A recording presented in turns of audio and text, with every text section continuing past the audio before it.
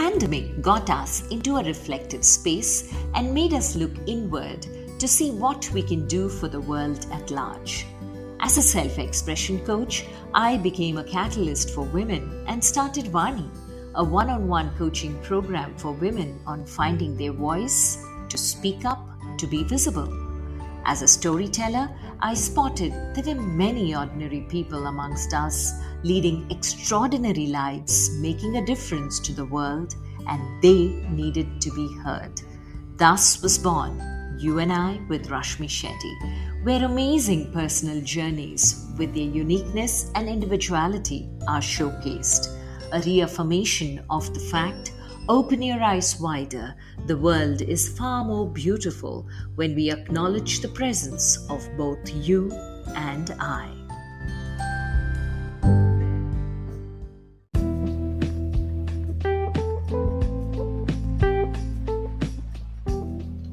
Our guest today is Apurva Bose Dutta, a Bengaluru-based author, award-winning architectural journalist, curator, educator, and editor, with 18 years of global collaborations with architecture design publication houses, firms, organizations, and institutions.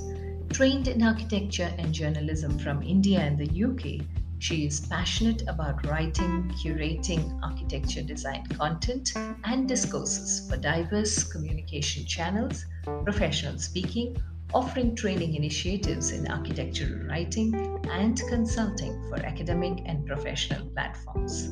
Widely published, Apurva has been recognized for her pioneering work in architectural design writing in India.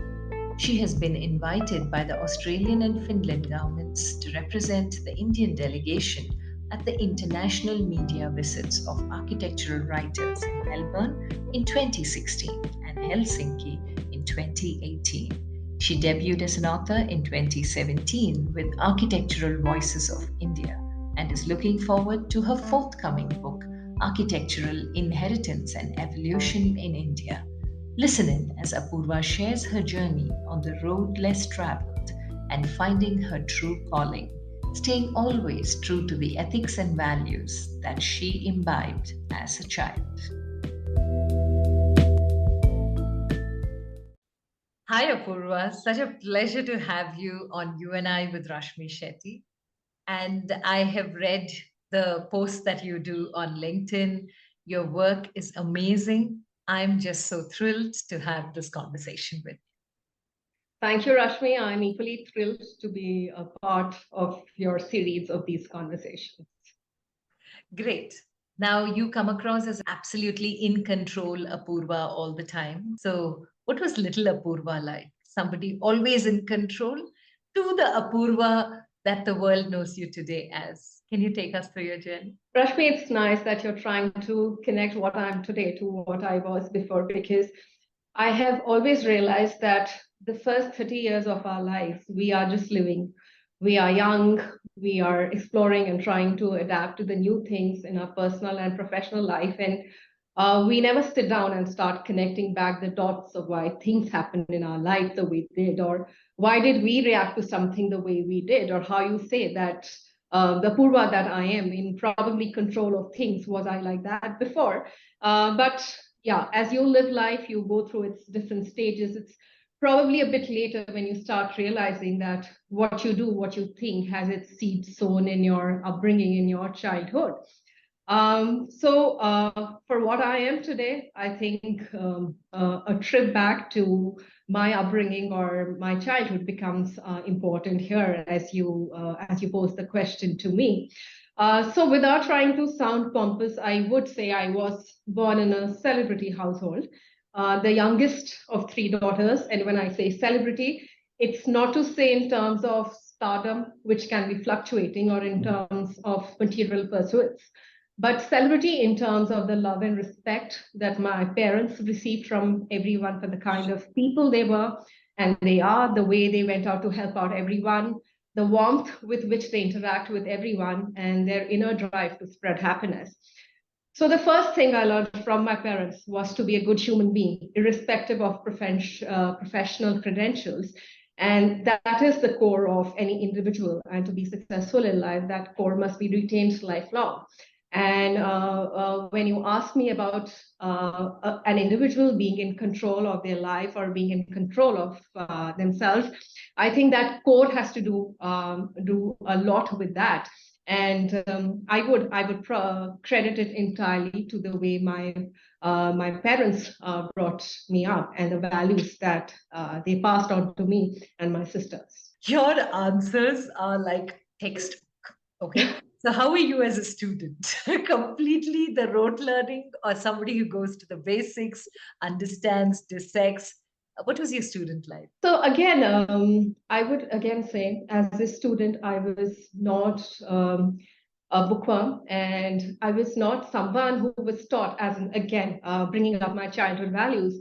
I or my sisters were never taught to be only focusing on academics all the time. My parents ensure that the three daughters focus becoming all-rounders. So though we were extremely devoted and dedicated to our academics, but we were into a lot of extracurricular activities like music, dance, literary, and sports activities. But as a student, I would say I was very focused. I was a good student. I was a very disciplined student. And I have also realized all along my way that I'm very happy with instructions that are given to me by someone who I know has the understanding to give that instruction, and I'm very happy to follow that. So whether it were my parents or whether it were my teachers, I was born and brought up in Chandigarh, and I studied at Carmel Convent School, which is one of the very revered schools in Chandigarh or in North India. And I also credit them a lot to the foundation that I have as a human being. So whatever my teachers would teach me, whatever my faculty would teach me, I would be very, very interested, and I would completely go by what they would tell me and learn by myself. But I would also say that I was a lot exploratory in nature. Again, that's something, as you said, I've seen all your conversations, and all your conversations touch back to what we are as people and how then it helps us in evolving us as professionals. So let me give you two small examples here.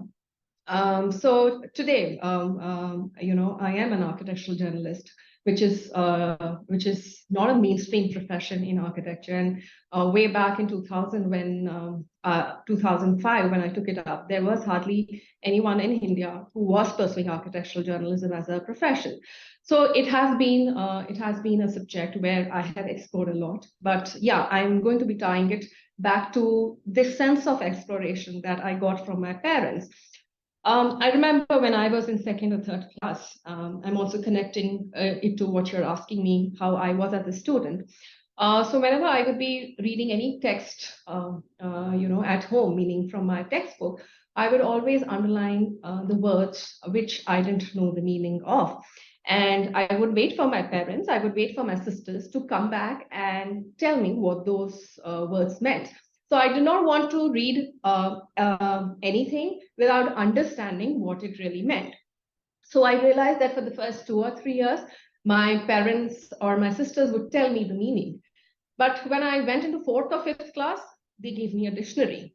And they said, now, if you don't know the meaning of anything that you don't know, you have to consult a dictionary. So they didn't want me to be spoon-fed, but they've instilled in me that sense of exploration, which continues till today. So today I'm an architectural writer, and obviously I read a lot, but there are so many words I don't know their meaning. But obviously today there is Google, but it's the same with me. I don't go across any text where I don't know the meaning before understanding the meaning of it. And today, obviously, I also have a Word document with new words that I don't know of, and I have their meaning. So when I want to communicate, whether in terms of written or verbal communication, I can always refer to them. So that is also something that I did as a student. The second thing I would also say is that we are all given homeworks, right? In second, third, or whatever class you are in. And I would complete my homework. And the other thing is that when you come back from school, you revise what you do that day.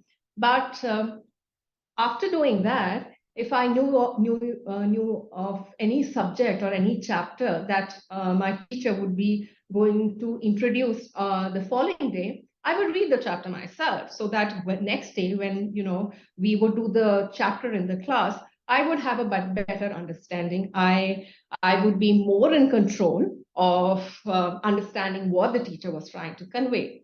So again, if I have to bring that value to where I am today, so as you said, in control, whatever I'm going to do, I do prepare myself very well before that. So whether it's for the conferences that I go, where either I'm speaking or I'm going to meet people, as a part of my profession of architectural journalism and writing, I have to do a lot of networking. I have to travel within India, outside India. I have to network a lot of with a lot of people. So I make it a point beforehand to study those people, to study the themes that are being discussed in the conference, so that when I go and meet those people, or when I go and attend the conference, I have an idea about what's happening and the kind of questions that I would like to ask. Or for something like my first book was called Architectural Voices of India, which has around 19 illustrious architects from India. The kind of research that I did on the book was enormous.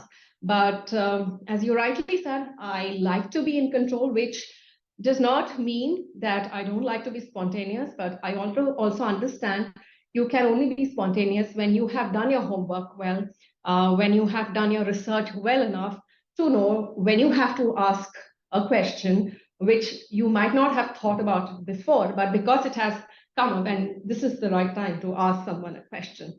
So yes, so whatever I am as a professional today, rightly, I've carried mostly everything that I learned in my childhood from my parents.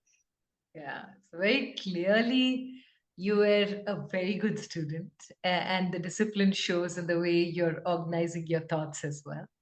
Uh, I'm curious, how did a student like you not take up medicine or engineering, which is a normal thing that most toppers or good students go into as a stream of education, and why did you choose architecture?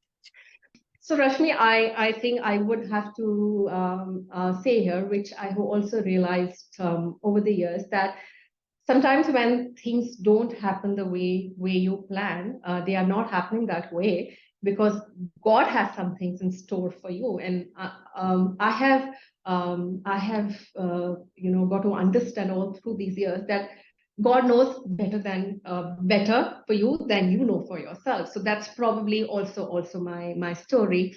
And so when I connect back the dots, I think there were some pointers in my life, which obviously at that point of time, I didn't realize that this would lead to a profession like architectural journalism and writing. So as I said, I was born and brought up in Chandigarh, and I would also say that Chandigarh in a huge way shaped me, my thoughts and my understanding of spaces, or the need for nature and spaces to gel together. The city and its spaces offered a serenity that made you love life. I am still in love with the city, though it's changed drastically from before. And yes, I always wanted to do medical. From class two, I know anyone who would ask me, I would say that medical is what I wanted to do, because my father, Professor Dr. S.M. Bose, is a very renowned oncosurgeon of India. And I have seen the love and adulation that he has received from across the world for his endless service to society, for the passion and dedication, he has put into this field. But yes, I did end up pursuing non-medical, and then I, in fact, took my engineering and architectural exams at that point of time. But I would say that I'm talking of the year 2000 when I was sitting for my engineering and architecture exam. The understanding of architecture outside the industry was significantly less. But because I was highly creative, I did sit for the exam. I found the exam very interesting. I even scored good marks to get into the Chandigarh College of Architecture, one of the claimed architectural institutions in India. I actually did get through engineering too, but the branch of engineering, based on what I had scored, that I was being offered at the renowned PEC, Chandigarh, Punjab University, was not a branch I was interested in. I was getting a preferred branch in other cities, but my parents wanted me to be in Chandigarh, so I joined, architecture. But speaking about Chandigarh, of course, till the time I joined architecture and read about Le Corbusier and Pierre Jeanneret, who designed Chandigarh, I had no clue that Chandigarh, because of its modern planning, is an international case study of how modern cities have to be planned. I was just enjoying growing up and absorbing the city. But as I said, when you connect the dots, you realize that you don't do things as you plan, because God has better plans for you. But anyway, when I got into the Chandigarh College of Architecture in the fourth year, there was an elective, not a mandatory elective, but anyone could pursue it, called architectural journalism. And because I had always considered writing as an art, which was very close to me. I used to write from the age of 6 or 7, because essentially I used to be a very shy girl. So when I realized that there was a subject which was connected to writing, I took it up, and I realized that in those 6 months of those electives, the enthusiasm with which I used to do the submissions was unparalleled. I did not have that kind of enthusiasm for any of the 50 subjects that I did in my architecture through those 5 years. But yes, at that time, when I graduated in 2005, the subject of architectural journalism and writing was hardly known or discussed in India, though writing and communications in architecture have always been integral to the architectural curriculum and industry overseas. But again, it was destiny that right after I graduated, I got a job opportunity with Architecture Plus Design magazine, one of the leading architectural magazines in India, based in Delhi. I started working there. Then I worked with Indian Architect and Builder, another very well-known magazine headquartered in Bombay. And then when in 2009, in between, I was also based in the UK. In 2009, when I moved to Bangalore, I started working independently. So I always say that architecture was my degree, but writing was my passion. And somehow God planned it that way, that I could combine my technical degree and my passion into something so beautiful, and not only do it for myself, but discover a field which would be a field that would be very important for architecture in the coming decades. And as a part of what I do, I have also made it a conscious effort since 2005 or 2007 to increase the visibility of architectural writing and architectural journalism in India. Yeah, clearly you're doing it, Apurva, because that's why I found you on LinkedIn, because I love the way you write, the way you put your thoughts out there so creatively. And the very fact how journalism and architecture got married through you was something which was fascinating when I got in touch with you. So when you took this up as an elective, and it was not very well known. After 6 months, you realized you liked doing it. But then when you came out, not too many people were in that space. What did that do to you? Did it say that because too many people are not there in this space, I can explore and find out and create my own? Or let me just try it. If it works, it works. Otherwise, I always have the option of getting back into mainstream architecture. So Rashmi, again, I would say it was a combination of both the options that you just described. I will again go back to something that I learned or imbibed from my parents, and that was how to decide for yourself and stick to that decision. But that decision has to come from a place of awareness. So for me, the decision of taking up architectural writing did come from a place of awareness. But of course, as I said, the awareness of architectural writing as a subject was minimal at that point of time. But I had the awareness of how writing could impact architecture, or the awareness of my passion for the subject that would help me explore it, or the awareness to know that I would be very true to myself in this journey, which did not mean that I didn't try and find out a bit about the subjects. I did go and speak to the handful of people who had some clue about it. But I would just say that I was so passionate and devoted to the subject that I wanted to take it up. But I would also mention here that right after graduation, I had kept other options also, because I didn't know what was the path that I would follow in architectural journalism. I had other paths for me. I was interested in restoration. I was interested in interior designing, and obviously I was interested in architectural journalism. And before graduating, at least for 6 or 7 months, I was writing to the 2 or 3 architectural magazines that were there in India, trying to find out if they had a job opportunity so that I could begin working with them right after graduation. But 6 or 7 months, I didn't receive any reply. But after I graduated, this was almost 6 or 7 months after I'd written to them, one fine day, I received an email, as I told you, from this leading magazines saying that we have a position, and if you would like to come for interviews, please do. Again, that was a very tough decision, because I've been born and brought up in Chandigarh, and 23 years of my life there. And so moving to another city, I'm also the youngest of the 3 daughters. So as you would understand, parents are always very protective of the youngest one in the family, and they're very fearful of what happens when she steps out. But then it also happened that I got the job opportunity after the interview. And I thought that was a signal for me. And yes, I told my parents that I would want to go. And they were also not very happy of letting me go. I'm talking about times 18 years back. Today, it's very different. That time it was very different for them. And especially letting me go for a career no one had any idea, especially in India. No one had an idea what was architectural journalism, what does an architectural journalist do, what is she going to do after working with some magazine. So I would say that it was a lot of passion, it was a lot of determination, and it also helped that my first job opportunity with the leading magazine gave me that kind of foundation. I was the youngest in the team there, but they probably saw something in me that they used to give me great responsibilities, whether it was working on the magazine, going and interviewing people, going and covering events, curating events.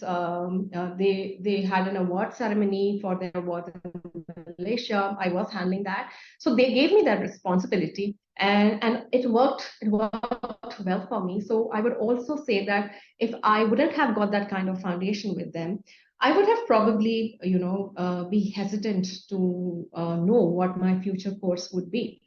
But I got that foundation, but that foundation was also necessary when I started working independently after a few years.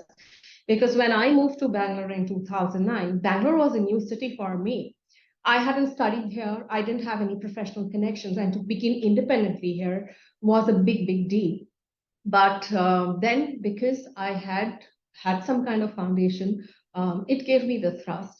And I would say it required a lot of determination, because at that time people would turn around and say, what do you do? Meaning, why are you wasting your time after 5 years of a technical degree? But I think if you love something and if you have the faith in yourself that you will give your best, the world makes it happen more than you want to make it happen. So that is how I would like to put it.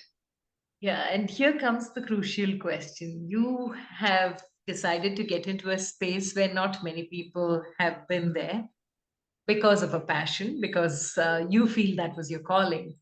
But a lot of us do that. We take that risk, but then there are days when you are completely down, because here the motivation is intrinsic. There's nobody outside pushing you. So what do you tell yourself, and how do you cope up during those moments of downs from within? So I'm going to connect this back to what you asked me, the first question of being control in yourself. So I think at these times, you can't be in control of the circumstances around you, but you can be in control of what you want to do in life.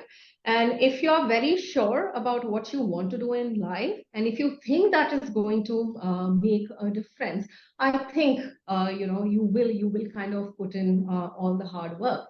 And while I'm talking about the importance of writing to architecture, I want to take a moment here to talk about the importance of architecture, because what generally happens that architecture is supposed to be a field which is elitist and hence escapes discussion in mainstream media. But the fact is that we are all impacted by architecture. I want to share this quote by Alejandro Arivana, who is a renowned architect from Chile, who won the Pritzker Architecture Prize in 2016. The Pritzker Architecture Prize is the highest award that one receives in architecture. I was reading on one of his projects, and he said that architects design nouns, which are like windows, ceilings, and floors. But these nouns come from verbs, which are life itself, verbs like looking, eating, and meeting, which is to say that architecture is born out of life, and hence it's an integral part of everyone's life, and not only of architects and builders. We cannot delineate architecture to a narrow section of society, because the fact is that we are breathing day in and day out architecture. And as writers, therefore, I also say that communication in architecture should also be directed to the masses, because in general, the discourse on architecture and building with lay people is significantly less. So coming back to your question, Rashmi, then there are two things. One, you understand the importance of writing to architecture. Second, you understand the importance of architecture because you have been technically trained in the subject. You understand that spaces are not about two elements, three elements. They are all about emotions and the kind of impact that spaces can have on lives. So you understand the importance of architecture. And thirdly, you are so passionate about the entire subject. So even when there are days that you feel something is not working, now after 18 years of my career, I look back at my journey and I say, I am in a much better position than what I was 15 years back. There were no resources at that time. There were no contacts at that time. There were no avenues at that time. But I've spent so many years of my life looking at those avenues, exploring those avenues.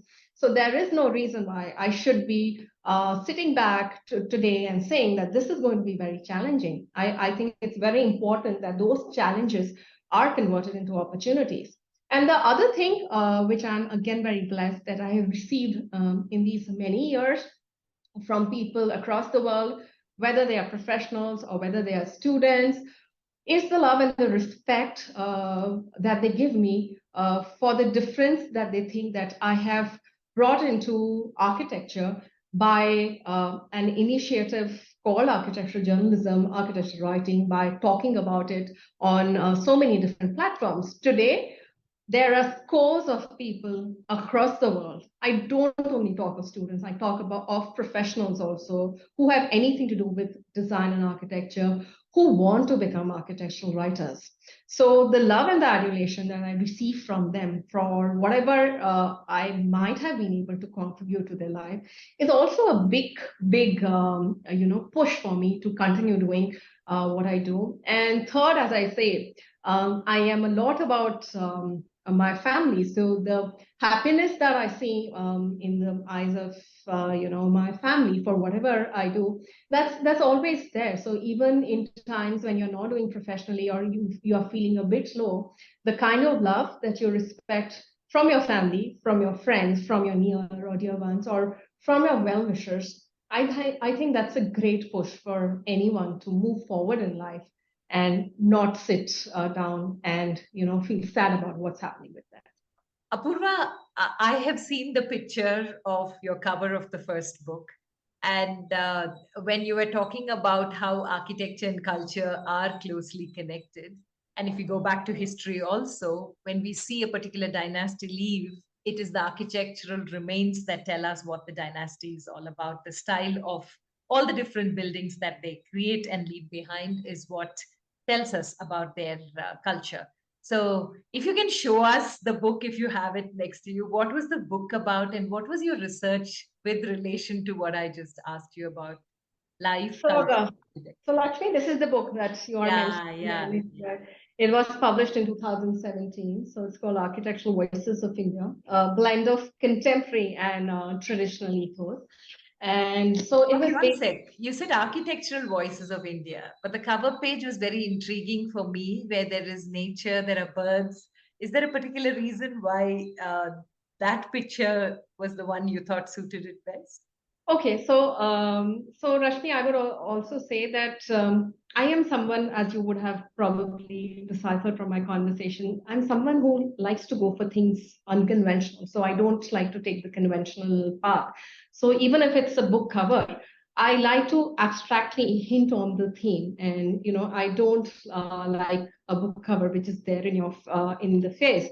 So in fact, even for the second book that I'm working on, when you see the cover, it is something which is intriguing, and it makes you wonder what is it.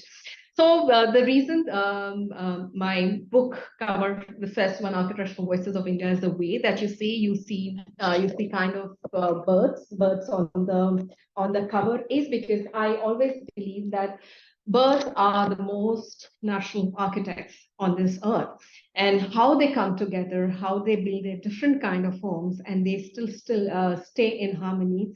It's a metaphor that I've used for architects, because the book Architectural Voices of India, it brings along different architects from different regions, 19 of them with different philosophies, different age groups. So the youngest architect in this book was in their 50s, and the oldest was in their 90s. So the main theme of the book was to get all these different architects with different philosophies to come on a platform and talk about architecture. So that's the metaphor of birds, as I've used, that different birds, they make their different nests, but then they all belong to a community. So how these architects come together with their different ways of approach to architecture, but to build for society build for society. Yes, and Rashmi, what you asked me about history, so it's not something that I've only got through the research that I did on my book, but all through whatever I have worked on through these 18 years of my career. And which is to say that our history and our tradition are definitely omnipresent, or should be there in what we design today. Not probably in the way they were being implemented many years back, but in the philosophy that they were adhering to. So, for example, we talk about a lot of sustainability or energy efficiency or green trends today. But if you see, where do they come from? They actually come from our traditional architecture. So, for example, even if a courtyard that was so much a part of Indian tradition, if it's being implemented today, you have to see the context in which it is implemented today. And there is so much to learn from Indian architecture. As you said, the different styles, the different regions, the different rulers, and different religions. So I think they are one of our best learning, and they should be showing a path to us to how we are going forward in architecture today. And of course, because this my first book, it had architects from all across age groups. They spoke about the past, they spoke about contemporary architecture, they spoke about architecture as a subject and a profession. So that's why, as I said, the book's title is Architectural Voices of India, but the tagline is a blend of contemporary and traditional ethos. Okay. Wow. Okay. And when it comes to individual spaces, Apurva, as an architect, and now that you've been in the space of writing, which means, like you said, you read a lot, you research a lot, getting into a particular space, does it tell you a lot about the person also intuitively, or is it completely scientific? It can be both ways, because if the architect has done a good job, then the architect will be able to reflect the user's personality in it. But if the architect hasn't done a good job, and the architect wants to build what they want to build, then the space, probably the architect's personality is there.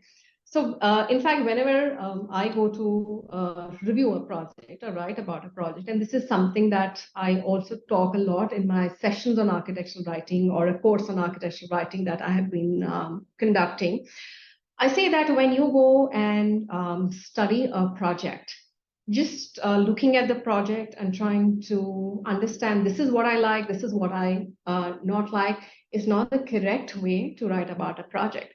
It is important to get the architect's take or the reason why the architect has done the things they have. It is also important to get the user's take on the project, because on hindsight the user is using the project and they will be able to let you know how the project works for them or how it does not work for them. And it's also important to research on the project or on the typology of the project that you're attempting. Or for example, if it's a public project, you might want to research on the social context, the cultural context, and how it's going to impact the users. So when I go to any space, and if I'm studying it, that is when I'm studying it, I try to get all these aspects into consideration before trying to review what the project is trying to imply. So that is how I said that architecture is important and architects are important, because architects are able to translate the users' dreams into projects. And they, I read this quote somewhere which said that architects leave a silent narrator in their buildings. So when an architect exits a building, they are not supposed to be there in the building itself. Actually, the users who are going to be using the project or the clients, they are the ones who are going to be making it their own. So the architect's work actually finishes once they complete the project and they step out. Okay, and when it comes to buildings and caves that you go into, uh, like let's say the British constructed buildings that we have still in India and quite a few places, you see the construction, it's withstood the test of time as well, or the Brihadishwara temple, for example, down south. All of these constructions have uh, definitely stood the test of time, but the original makers of those buildings aren't around. And the people today who are using it are not the ones who were there when it was originally constructed. So when you get into those kind of spaces, what do you see, Apurva, for yourself, especially since your way of looking at spaces is very different from what we do? So how do you look at such space? I think that the architecture that happened many decades back, whether it was in our country or in other countries, that is very fascinating, because that is a way of making us understand how lives were being led there. So unfortunately, at that time, architecture was not that kind of a profession which was talked about. But through those structures or through those buildings or through those caves or through those spaces, you understand how people used to live, how they used to react to things.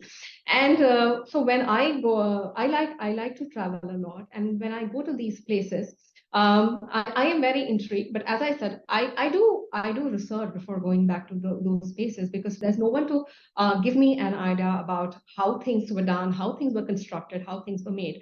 So I always do a lot of research from my end, and then go and try to kind of decode the creative principles that the builders implemented at that time, which can help me understand the construction process, or how space just used to impact people at that time. And the importance, I'm going to tie up the importance of writing in architecture. How do we today know about what happened in traditional architecture, or how do we know about the different architectural movements that took place, whether it was modernism, brutalism? It happens, we know about them because there's architectural literature on it. If there would have been no literature on it, we would have had no idea about it. So that is where, I would again like to reiterate the importance of literature, or I would like to reiterate the importance of writing in architecture. But this is also interesting, which I was watching some movie that day, and it intrigued me when they said that when you read literature, are you supposed to kind of believe all of that? because that's generally what happens, right? We read literature and we kind of believe it, or you are in that position where you go and question it. So that's again interesting for me, because when I have done my research and when I go to these spaces, with the kind of technical understanding I have of architecture, I go and question a lot of things in these spaces. I might not always find the answers for them, but then if I have to write a piece about it, it's always nice to put across those questions. Meaning you can always leave it open-ended and let the readers know that you also probably don't know the final answer. But as a writer, I think it's very important for us to research, and second is to question. So I do a lot of questioning. So sometimes I get a lot of my answers, and sometimes it makes me more hungry for knowledge or to understand how things used to happen in the past eras. And what has been your biggest aha in your journey as an architectural journalist? Well, I don't know the biggest. Biggest as of now, I can say that there have been some stages in my life or some achievements which I would say have been very, very close to me. I would probably talk about them separately, but I think today when I look back and just knowing that people know what is architectural journalism, and I'm talking about the people in the architectural industry. I'm not even talking about people outside the industry. People in the architecture industry know what is architectural journalism, what is architectural writing. Today, if you see senior architects, they are addressing well-known academic and professional platforms. They talk about architectural journalism as a subject. 18 years back, as I said, people didn't know what it was. So I think one of the biggest achievement, because even when I might have been traversing my own personal journey in architectural writing, I was very focused on increasing the visibility of architectural writing and journalism. So when people know that there is a subject called architectural journalism, architectural writing, today you will see people flaunting the title of architectural journalist, whether on LinkedIn or anywhere. And there are discussions around architectural journalism and writing, and people coming back to me saying that, you are a role model for us, and probably we would like to emulate your path. I think that in totality is the biggest aha moment, that I have been able to make a difference somewhere, because as I said, it's not easy taking the unconventional route in life, but then it allows you to explore the unknown and create a path for yourself rather than emulating someone else's path. Emulating someone's path might be okay in some terms, but then how satisfied do you feel about your contribution to making a difference? So whether it's an unconventional field of architectural journalism and writing that I took up, or the work that professionally I'm engaged in, curating discourses and discussions with people who are not doing the run-of-the-mill work, coming up with books on themes that I felt were absent in the market, or exploring avenues in architectural writing, this has all been unconventional. So, when I see people coming and appreciating, professionals, academics, and I have had people from the other professions also who have come up and told me that, because they understand the importance of spaces. I remember once an investment banker, he came and he was so interested in understanding what architectural journalism is, because he also wanted to take the same path. So when people come and appreciate the kind of contribution, whatever I have been able to make in architectural journalism, I think that would be my biggest achievement, apart from probably coming up with books or training. I train a lot of professionals and students in architectural writing and journalism. I also do an online course on architectural writing, where I have trained 450 professionals across 17 countries. So those are the smaller moments. But the bigger moment is people accepting and acknowledging. And I would say that's been my biggest aha moment. And if I'm not wrong, If whatever I do in the future, and if I continue to get the love and respect from people, I would be most happy with that only. Wow. You're so young, Apurva, but you talk like completely a gray head on green shoulders kind of a person. You've seen so much of life. And I think that is what happens when you take the unconventional route, because you don't know what you would meet as people or as circumstances on that road that you take. And since you're in this reflective space, the pandemic was one moment in all our lives, in fact, not a moment, years, which made us all step back and reflect on what we are doing and where we need to stop, pause, and then take the next step. What did the pandemic do to you? What were your reflections? So Rashmi, you're correct about the pandemic being a lesson for us in many ways.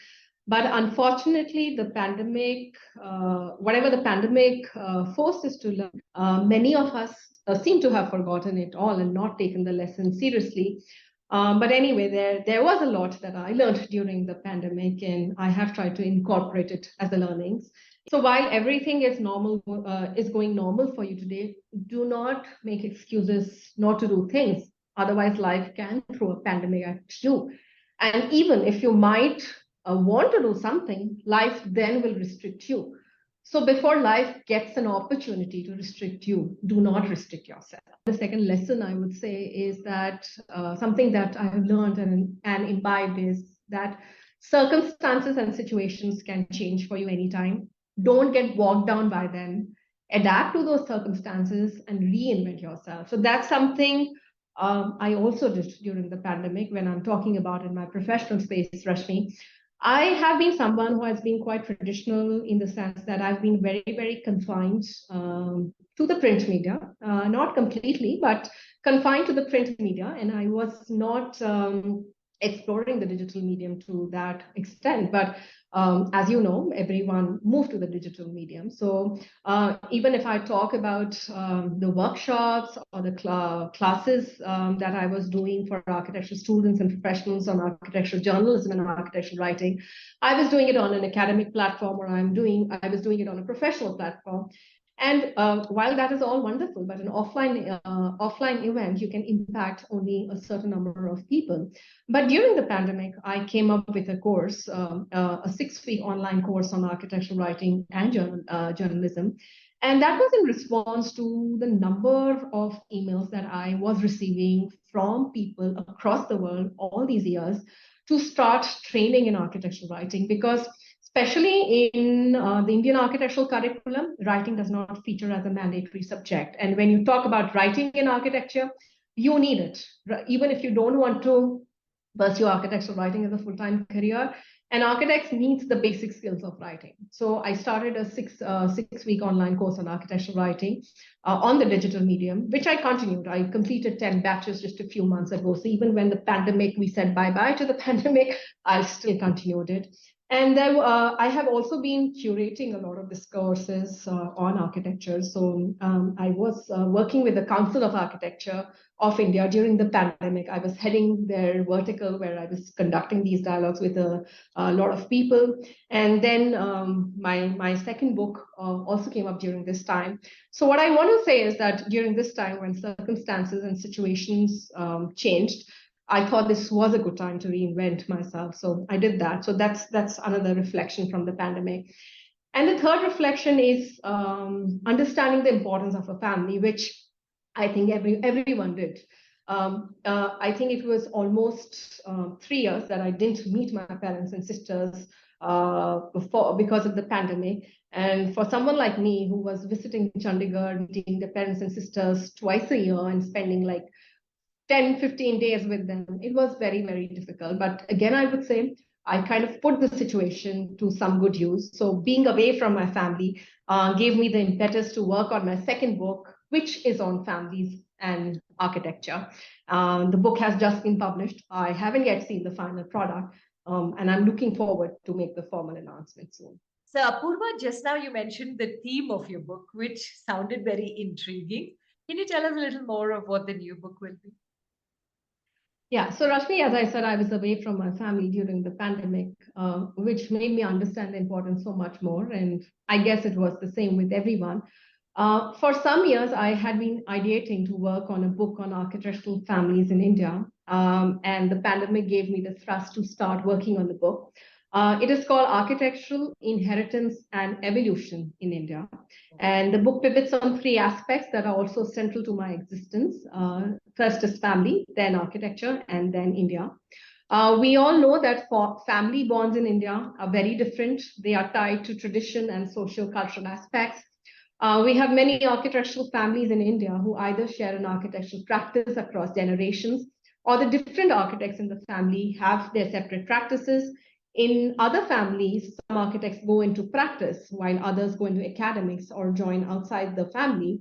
Now, the question is how architecture, which is so ingrained in our lives, as I was discussing before, ties up these families, or how does architecture situate itself in family bonds in India?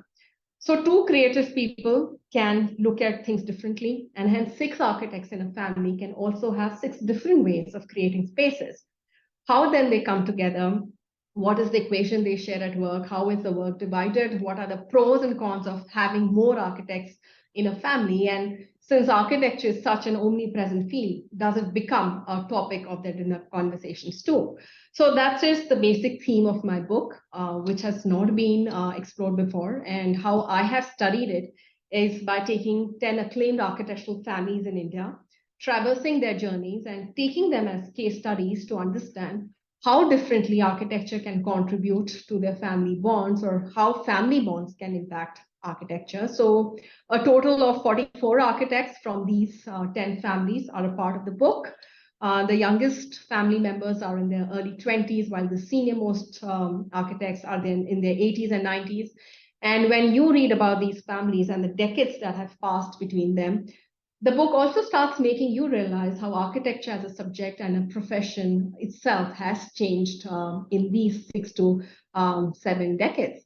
And I would also say that the book would be an interesting read, obviously, for people from the industry, but for even those people who are not connected to the architecture and design industry, and also for readers who understand that spaces define us, who hence can understand the interesting yet understated role of architects, who run family practices or have the same profession running in the family, and will like to read a book which talks about how things work when you have so many creative heads in one family.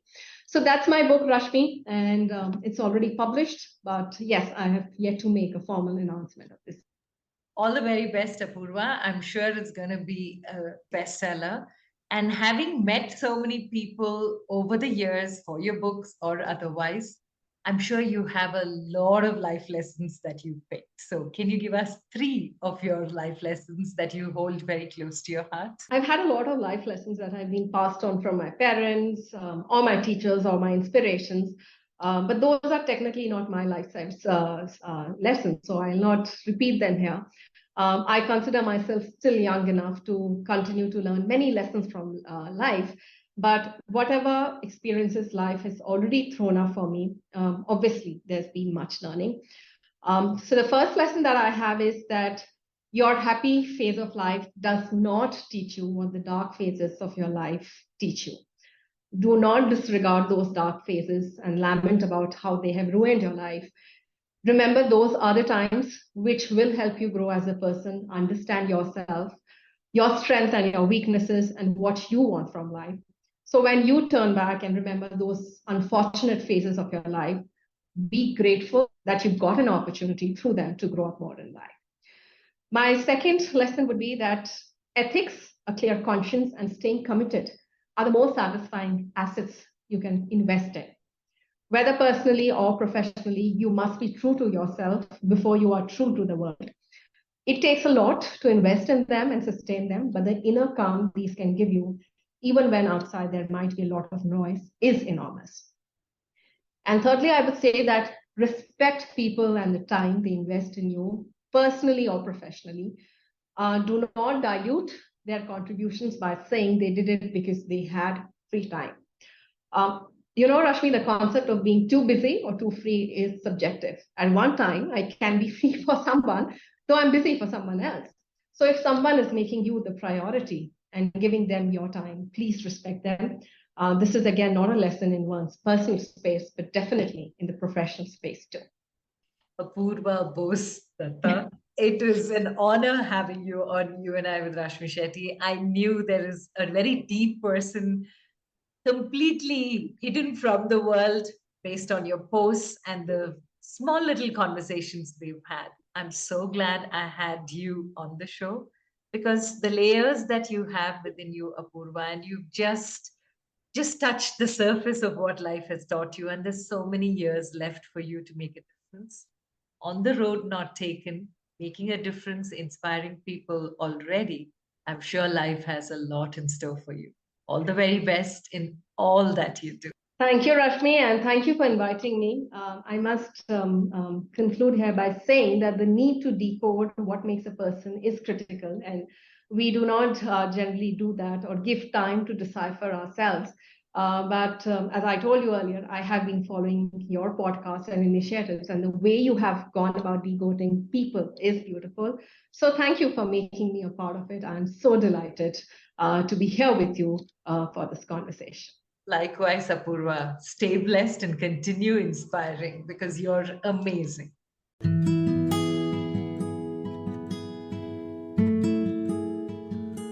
With that, we come to the end of this weekly quest of You and I with Rashmi Shetty. Do let us know if you know people who make the world beautiful. Write in to rashmi.thethirdeye@gmail.com. That is rashmi.thhirdeye@gmail.com. Come, let's explore this amazing world together, both you and I.